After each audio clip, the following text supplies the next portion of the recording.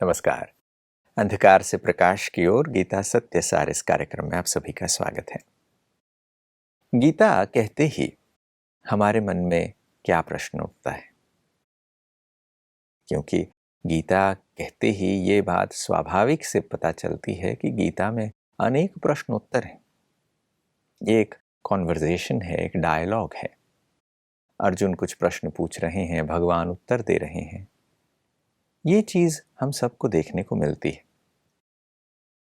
गीता कहते ही स्वाभाविक रीति से कई लोगों को उन लोगों के नाम याद आते हैं जिनके नाम गीता है।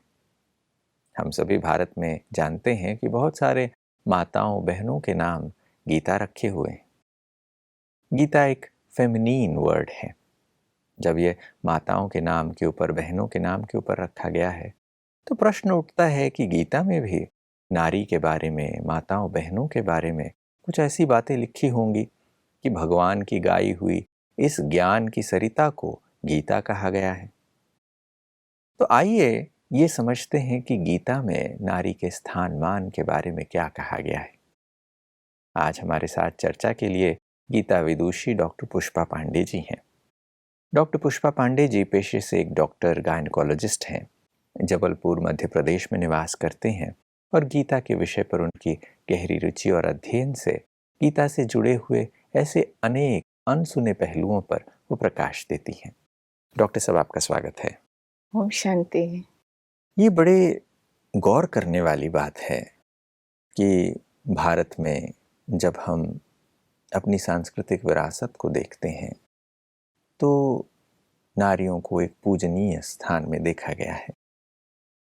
भारत में हम शक्तियों की आराधना करते हैं, मातृशक्ति की पूजा वंदना की परंपराएं यहाँ पर हैं। गीता, जिस भगवत गीता को आज लोग पढ़ते हैं, उसमें क्या नारी का कोई स्थान है, क्या नारी का कोई जिक्र है? इस पर प्रश्न स्वाभाविक रीति से उठता है। गीता में एक श्लोक है, इस श्लोक से हम शुरू करना चाहेंगे।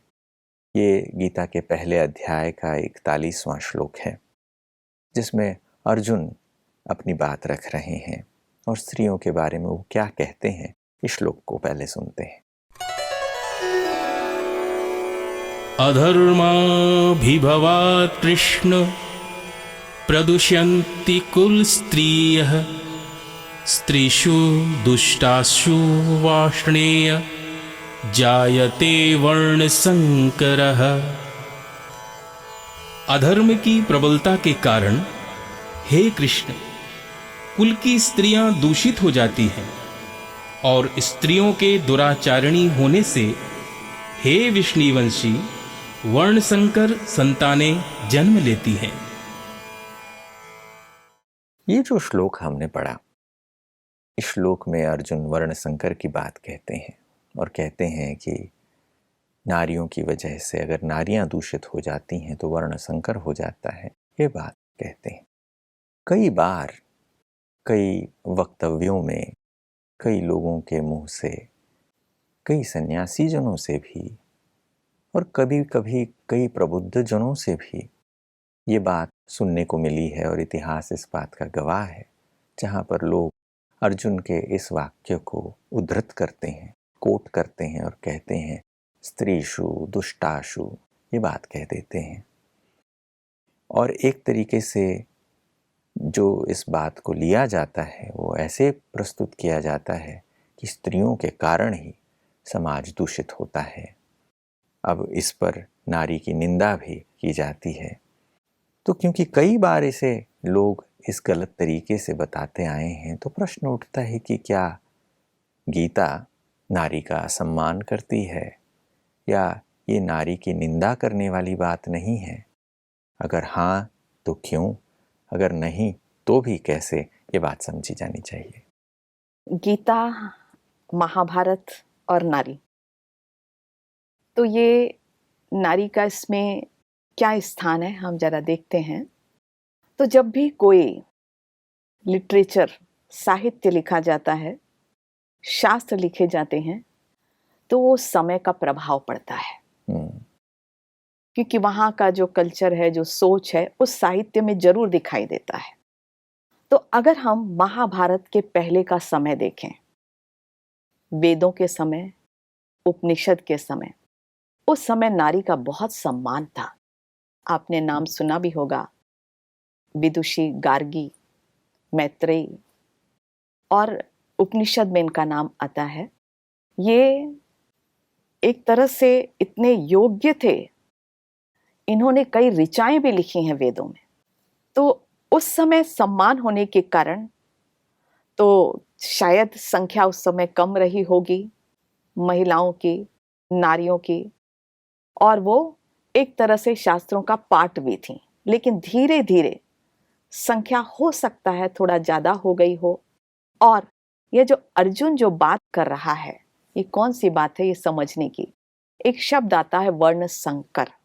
तो वर्ण संकर शब्द जिस समय ये लिखा गया, ये उस समय की बात है।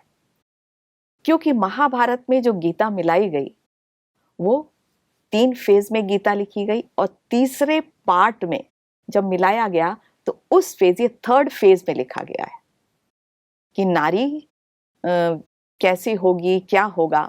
तो वर्ण संकर का अर्थ क्या होता है, जानते हैं क्या होता है?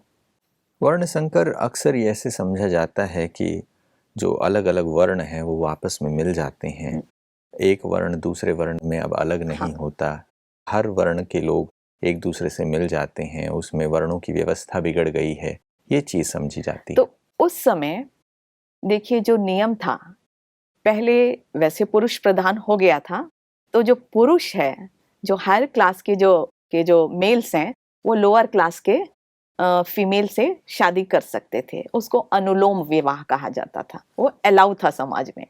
लेकिन ये जो चिंता व्यक्त कर रहा है ना अर्जुन क्या कह रहा है?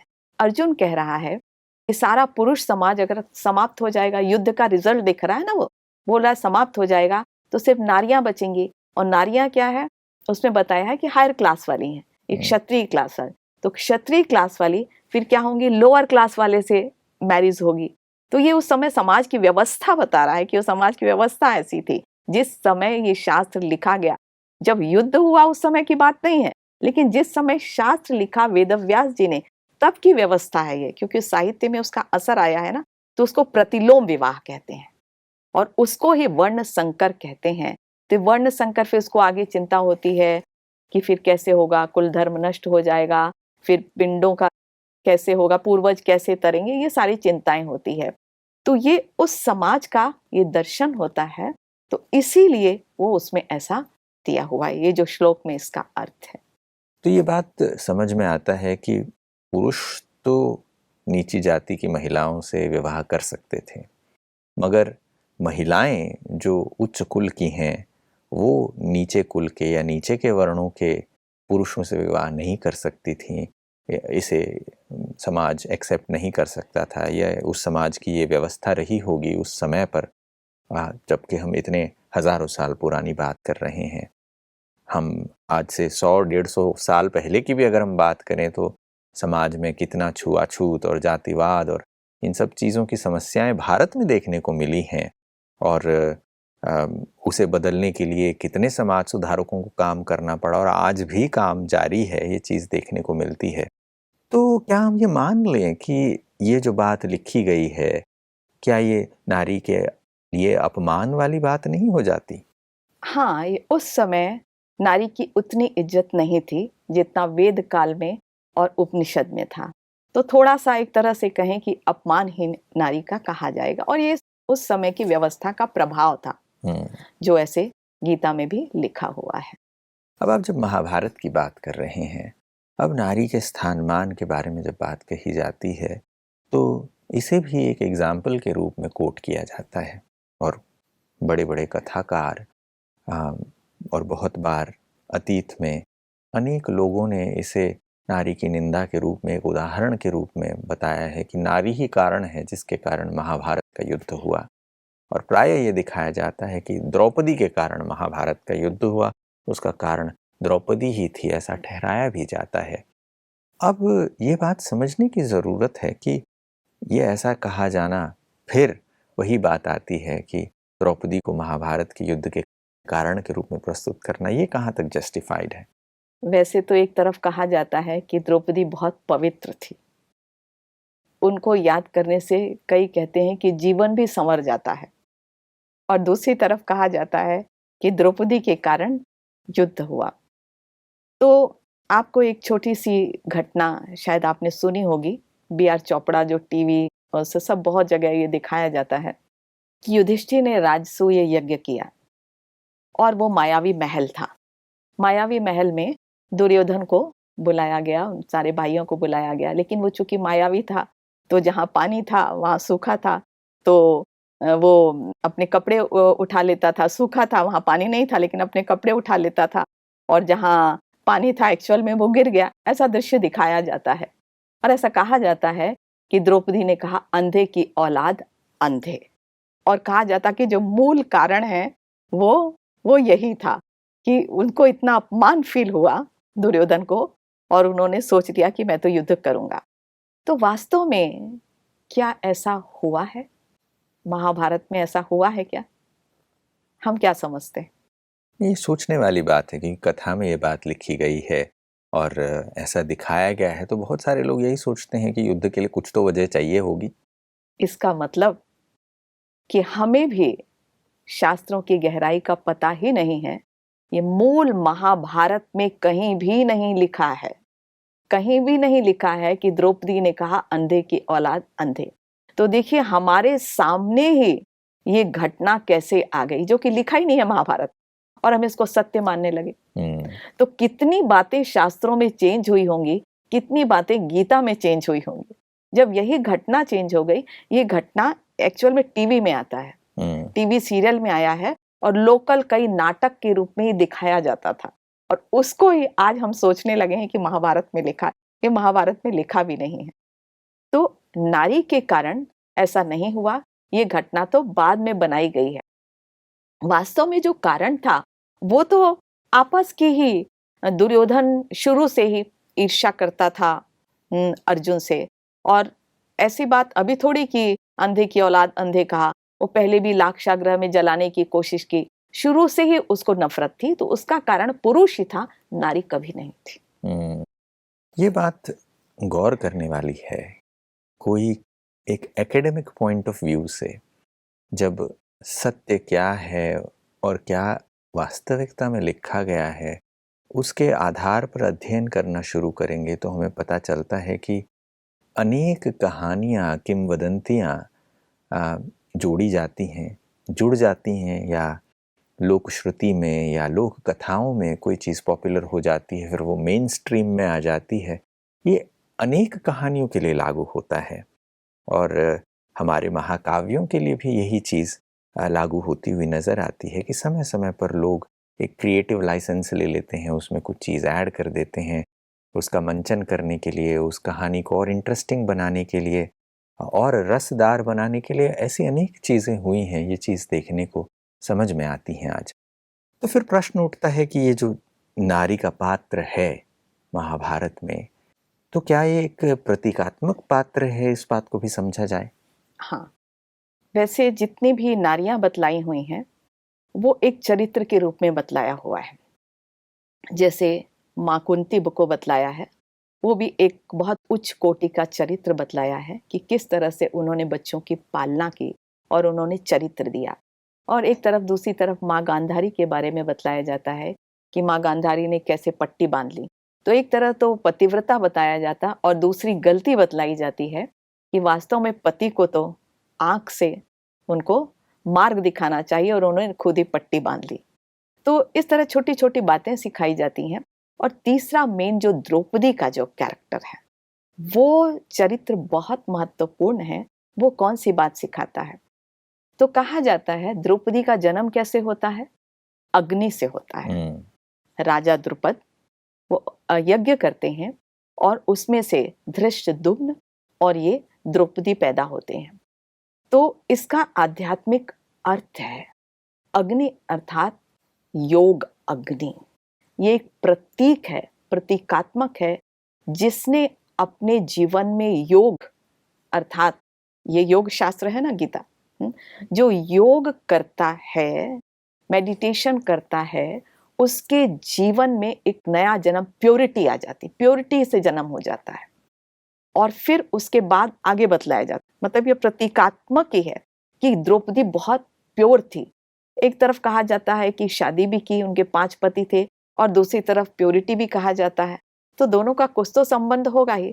तो यही इसका है कि वो बहुत, जो भी, ये प्रतीकात्मक है कि जो भी योग करता है उसके जीवन में प्योरिटी आती है और उसके जीवन में नया जन्म हो जाता है। और फिर उनका विवाह बतलाया जाता है। तो विवाह किससे बताया जाता है? पांडवों से बतलाया जाता है। तो ये किस बात का प्रतीक है? तो हमने देखा था कि एक तो पांडवों का जन्म, जो कि सतयुग की प्रक्रिया बतलाती है कि मंत्रों के द्वारा जन्म होता है। दूसरा, ये पांडव, ये भी एक नया जन्म, अर्थात कि जो भी द्रौपदी से मैरिज करता है, संपूर्ण प्योरिटी, यज्ञ, योग, अग्नि जो प्रज्वलित होती है, जब उससे मैरिज होती है तो उनके जीवन में डिवाइन वर्च्यूज आ जाते हैं, उनका भी नया जन्म हो जाता है। इसलिए उनको द्विज भी कहा जाता है और उनको ब्राह्मण भी कहा जाता है। पांडवों को ब्राह्मण भी कह सकते हैं। तो ये भी एक अलग घटना है। तो जैसे कहा जाता कि उनके 5 पति थे, तो ये भी प्रतीकात्मक है। यानी ये बात समझ में आ रही है कि नारी के पात्र जो भी महाभारत में देखने को मिले हैं, वो भी कुछ संदेश देने के लिए है, कुछ सिखाने के लिए हैं। गांधारी की आपने बात कही, महारानी कुंती की आपने बात कही, द्रौपदी की आप बात कर रहे हैं। ये सारी चीज़ें एक मैसेज को कैरी फॉरवर्ड कर रही हैं, एक अलग संदेश दे रहे हैं। और जैसे आप अभी द्रौपदी की बात कर रहे हैं, द्रौपदी के जन्म की कथा भी तो आपने सुनाई, ये बड़ी रोचक सी बात है। द्रौपदी को यज्ञसेनी कहा जाता है, यज्ञ से उत्पन्न हुई है। आज इन बातों को कोई समझ नहीं पाता। लोगों को वैज्ञानिक दृष्टि से आज हम देखते हैं तो लोगों को लगता है अरे ऐसे कैसे अग्निकुंड से कोई निकल आया, वहाँ से उनका जन्म हुआ। मगर इसका एक सिंबॉलिक वैल्यू है, इसके पीछे एक प्रतीक है, एक चिन्ह है। वो क्या चीज़ दर्शा रही है, उस चीज़ को न समझकर उसे हम लिटरली लेने लगे तो शायद लोग हमें अंधविश्वासी कहने लगे, या कहें कि इनके धर्म में तो ऐसी रोचक कहानियां हैं, सार कुछ नहीं है। ये भी चीज़ लोग कह देते हैं। आप द्रौपदी के बारे में ये बात कह रहे थे कि द्रौपदी को ये दिखाया जाता है कि द्रौपदी के 5 पति हैं। ये गौर करने वाली बात है कि इस कहानी से समाज पर क्या प्रभाव पड़ा है। पिछले दिनों अखबारों में ये खबर छपी थी कि हिमाचल के सिरमौर डिस्ट्रिक्ट में कई घरों में आज भी ये प्रथा है कि समाज के कुछ वर्ग के लोग इसे प्रैक्टिस करते हैं, जिसे द्रौपदी प्रथा कही जाती है, जहाँ पर घर में जितने भी भाई जन्म लेते हैं, जितने मेल्स जन्म लेते हैं, उस घर में वो सारे मेल्स एक ही लड़की से शादी करेंगे। इसे द्रौपदी प्रथा कहा जाता है। लोग कहते हैं कि भाई ये हमारी प्राचीन परंपरा है और हम आज भी इसका निर्वहन करते हैं। आज चूँकि हम एक मॉडर्न एज में रहते हैं तो आज भी वो प्रथा चली आ रही है। ये न्यूज़पेपर में रिपोर्ट की गई और पढ़े लिखे युवा भी इस प्रथा में पार्टिसिपेट कर रहे हैं, ये चीज़ दिखाई गई। हालांकि उसके अलग अलग वजहें दी गई कि परिवार की प्रॉपर्टी का डिवीज़न न हो, एकता बनी रहे, इत्यादि चीज़ें ये परंपरा का कारण है, ऐसा लोग कहते हैं। मगर उसका नाम आज भी द्रौपदी प्रथा कहा जा रहा है। तो प्रश्न उठता है कि क्या द्रौपदी के 5 पति थे, 5 लोगों से विवाह किया गया? ये भी एक रोचक सी बात लगती है। वैसे इसके पीछे भी एक स्टोरी है कि द्रौपदी को 5 पति क्यों मिले। कहा जाता है कि पिछले जन्म में द्रौपदी ने तपस्या की थी। उन्होंने कहा था कि मेरे जो पति हों उनमें ये सारे गुण हों जो 5 पांडवों में हैं। तो परमात्मा ने उनको वरदान दिया था कि तुमको ऐसा होगा। किसी एक व्यक्ति में तो सारे गुण नहीं हो सकते, तो इसीलिए कहा जाता है कि 5 पति हों। तो कहते हैं उन्होंने वेदव्यास जी से कहा भी था कि ऐसा क्यों कि मेरे 5 पति हैं। तो उन्होंने कहा तुमने ही मांगा था भगवान से, इसलिए तुमको मिला है।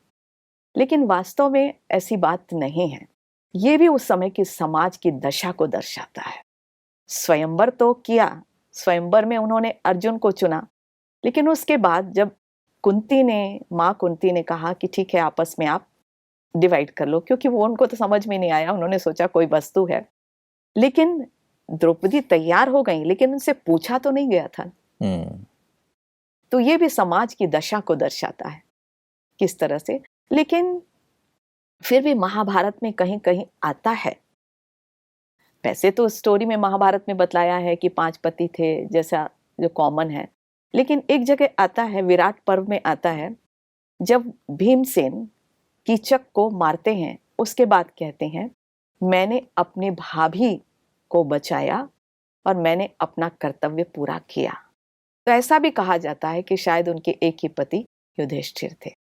मतलब शास्त्रों में तो अलग अलग बात है, तो ये इनडायरेक्टली उसमें लिखा है, तो ये वास्तव में प्रतीकात्मक है जो कि स्टोरी के रूप में लिख दिया है, क्योंकि कहा भी जाता कि उनका कौमार्य भंग ही नहीं होता था।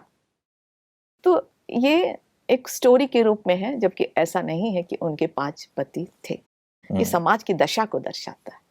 जब आप इन चीज़ों को इस तरीके से प्रस्तुत करते हैं कि समाज में उस समय पर क्या चल रहा था जब शास्त्र लिखे जा रहे थे, कई चीज़ें ऋषियों ने समाज के वास्तविक परिस्थितियों को देखकर लिखा, कई चीज़ों को भविष्य के दिग्दर्शन के आधार पर लिखा, कई चीज़ों को समाज के लिए दिशा देने के लिए लिखा। कितने बड़े मनीषी होंगे जिनको इतना सब कुछ सोचना पड़ता था कि मैं रियलिटी भी लिखूं, भविष्य के बारे में जो घटनाएं होने वाली हैं उसका एक दिग्दर्शन भी कराऊं, भविष्यवक्ता भी हूं, और साथ साथ आज के समाज को एक बेहतर दिशा देने का भी कार्य करूं, उसके लिए सही उदाहरण भी चुनूं, उसके लिए प्रेरक कहानियां भी गढ़ूं। तो अपने आप में एक बहुत बड़ा टास्क है जो हमें सिखाने के लिए, समाज को एक दिशा देने के लिए करना पड़ा है। अगर हम फेस वैल्यू पे इन चीज़ों को देखें तो ऐसा लग सकता है कि आज के ज़माने में हम पॉलीगैमी और पॉलीएंड्री के ऊपर प्रश्न चिन्ह उठाते हैं, मगर एक प्राचीन समय की बात करें, एक उस समय की बात अगर हम देखें तो लग सकता है कि समाज में ये चीज़ें विद्यमान थीं और लोग आज उन्हें कुरीति के रूप में देखें, मगर वो सत्य तो था कि उस समय नारी की स्थिति और समाज में उसके स्थान मान में क्या परिवर्तन हुए थे, ये सारी चीज़ें देखने को पता चलती हैं। और एक निष्पक्ष भाव से जब हम इन चीज़ों को देखते हैं तो समझ आता है कि हमें क्या सीखना है इन चीज़ों से, और यही चीज़ मैटर करती है, क्योंकि उन कहानियों का अर्थ हमें शिक्षा देना था, हमें एक मार्गदर्शन देना था। आज ऐसा ही मार्गदर्शन आज मिला है कि कहानियों में क्या क्या चीज़ें हमें देखने को मिली हैं। और भी प्रश्न हैं, मगर समय रुकने को कहता है तो यहाँ रुकेंगे। आज आप आए और इन विषयों पर जो गहरी समझ आपने हमारे साथ शेयर की, इसके लिए बहुत बहुत धन्यवाद। नमस्कार। नमस्कार दोस्तों, आज की चर्चा में गीता महाभारत में जो नारी का स्थान मान है, उन चीज़ों पर चर्चाएं की हैं। कितनी सारी चीज़ें आज आपके लिए नई निकल कर आई हैं। हमें इन कहानियों से क्या शिक्षाएं ग्रहण करना है, ये सबसे महत्वपूर्ण चीज़ें हैं। कहानियाँ जो लिखी गई हैं वो प्रतीकात्मक हैं, उनमें कुछ मॉरल देने के लिए ये पात्र गढ़े गए, उनसे वो शिक्षाएं ग्रहण कर हम अपने जीवन में परिवर्तन लाएं, अपने जीवन को बेहतर बनाएं, समाज को एक बेहतर दिशा दें। आज के लिए बस इतना ही। अगले एपिसोड में फिर मुलाकात होगी, तब तक के लिए नमस्कार।